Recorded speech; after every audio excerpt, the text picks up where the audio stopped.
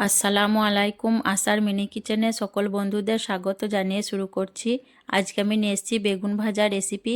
বেগুন এইভাবে ভাজা করলে খেতে এতটাই টেস্টি হয় যে একটা খেয়ে মন ভরবে না, একটা খেলে আর একটা খেতে চাইবেন। আর যারা বেগুন ভাজা খেতে পছন্দ করে না তারাও কিন্তু চেয়ে চেয়ে খাবে। তো চলুন বেগুনের এই রেসিপিটি দেখে নেওয়া যাক। আর যারা নতুন বন্ধু আমার ভিডিওটি দেখছেন, ভালো লাগলে অবশ্যই একটা লাইক দিয়ে আমার চ্যানেলটি সাবস্ক্রাইব করে আমার পাশে থাকবেন। বেগুন ভাজা করার জন্য দেখুন এখানে আমি 6 পিস বেগুন কেটে নিয়েছি। আর বেগুনগুলো দেখুন এরকম গোল আর একটু পাতলা করে কেটে নিয়েছি। আর কেটে ধুয়ে খুব ভালো করে পরিষ্কার করে নিয়েছি। আপনারা চাইলে বেগুনের পরিমাণ বাড়িয়ে কমিয়ে নিতে পারেন। এখানে দেখুন আমি একটা বেগুনের পিস নিয়ে নিয়েছি। একটা ছুরি দিয়ে দেখুন বেগুনের মাঝের অংশটা আমি এইভাবে গোল করে কেটে নিচ্ছি। আর সাইডের অংশটা রিংয়ের মতো থাকবে।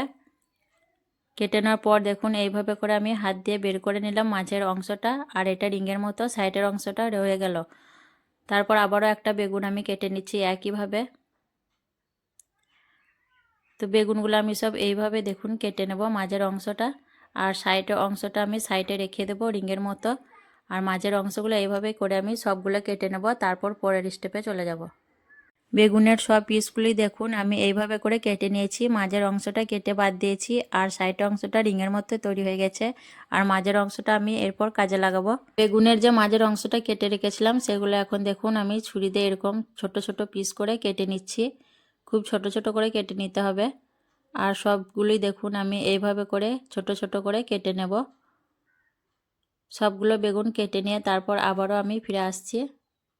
সবগুলো বেগুন দেখুন আমি খুব ছোট ছোট পিস করে কেটে নিয়েছি। এখন একটা বড় বাটির মধ্যে আমি বেগুনগুলো নিয়ে নিচ্ছি। বেগুনগুলো আমি সব দেখুন বাটির মধ্যে নিয়ে নিয়েছি। আর এখানে আমি এখন দিয়ে দিচ্ছি একটা মাঝারি সাইজের টমেটো কুচি, ধনেপাতা কুচি, একটা মাঝারি সাইজের পেঁয়াজ কুচি,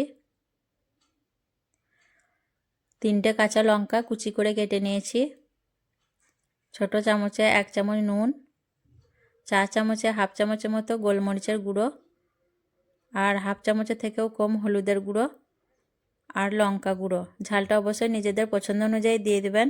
আর দিয়ে দিচ্ছি একটা ডিম ভেঙে। দিয়ে আমি একটা চামচের সাহায্যে সব কিছু একটু ভালো করে মিশিয়ে নেব।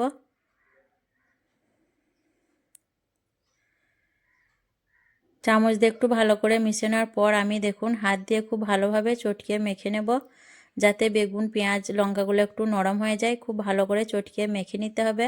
মাখাটা যত ভালো করে মাখাবেন বেগুন ভাজার টেস্টটা কিন্তু ততই হবে। তো দেখুন আমি এইভাবে খুব ভালো করে মেখে নেব। দেখুন বেগুনটা আমি কিন্তু খুব ভালোভাবে চটকিয়ে মেখে নিয়েছি। আর বেগুনগুলো দেখুন অনেকটা নরম হয়ে গেছে। এখন আমি এটা সাইডে রেখে দেব। আর বেগুনের যে সাইডের অংশটা রিংয়ের মতো আমি সাইডে রেখে দিয়েছিলাম সেটার মধ্যেও এখন কিছুটা আমি নুন হলুদ মাখিয়ে নেব। তার জন্য দিয়ে দিলাম পরিমাণ মতো নুন আর কিছুটা হলুদের গুঁড়ো।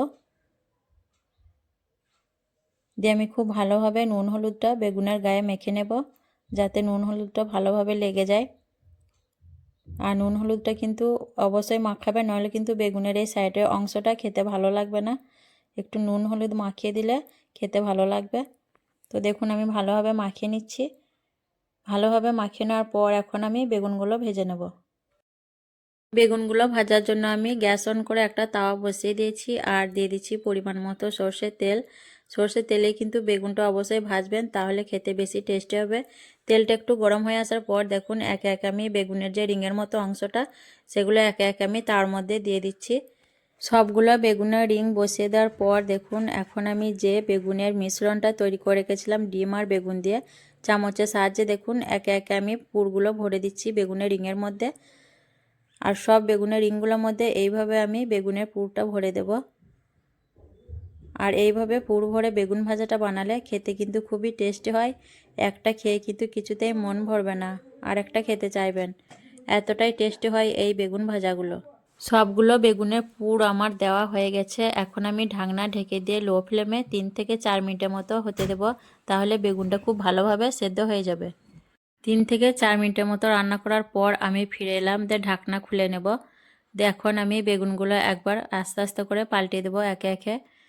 তো বেগুনগুলো আমি সব দেখুন এইভাবে করে একে একে পাল্টে নিচ্ছি। আর বেগুনগুলো এখন আমি আর ঢাকনা দেব না, এখন ঢাকনা ছাড়াই আমি ভেজে নেব। আর বেগুনগুলো কিন্তু আমি একদম লো ফ্লেমেই ভাজছি। আরও 4-5 মিনিটের মতো এইভাবে করে আমি উল্টে পাল্টে ভেজে নেব, তাহলেই বেগুনগুলো খুব সুন্দরভাবে ভাজা হয়ে যাবে। আর কিছুক্ষণ পর পর আমি উল্টে পাল্টে ভেজে নেব। বেগুনগুলো দেখুন আমি 4-5 মিনিটের মতো লো ফ্লেমে খুব ভালো করে ভেজে নিয়েছি। বেগুনগুলো কিন্তু আমার খুব ভালোভাবে ভাজা হয়ে গেছে। এখন আমি একে একে বেগুনগুলো তুলে নেব। আর বেগুনগুলো দেখুন দেখতে কতটা লোভনীয় হয়েছে। দেখতে কিন্তু খুব লোভনীয় হয়েছে বেগুনগুলো, আর খেতেও কিন্তু খুবই টেস্টি হয়। আর যারা এইভাবে এখনও অবধি বেগুন ভাজা করে খাননি তাদেরকেও রিকোয়েস্ট করব অবশ্যই একবার এইভাবে বেগুন ভেজে খাওয়ার জন্য। এতটাই টেস্টি হয় এই বেগুন ভাজাটা, একটা খেলে কিন্তু আবারও খেতে চাইবেন, একটাতে কিছুতেই মন ভরবে না। আজকের এই বেগুন ভাজা রেসিপি কেমন লেগেছে অবশ্যই কমেন্টে জানাবেন। ভালো লাগলে লাইক করবেন, শেয়ার করবেন, আর আমার চ্যানেলটি সাবস্ক্রাইব করে আমার পাশে থাকবেন। আসবো আবারও অন্য কোনো রেসিপি নিয়ে। সকলে ভালো থাকবেন, সুস্থ থাকবেন। আল্লাহ হাফেজ।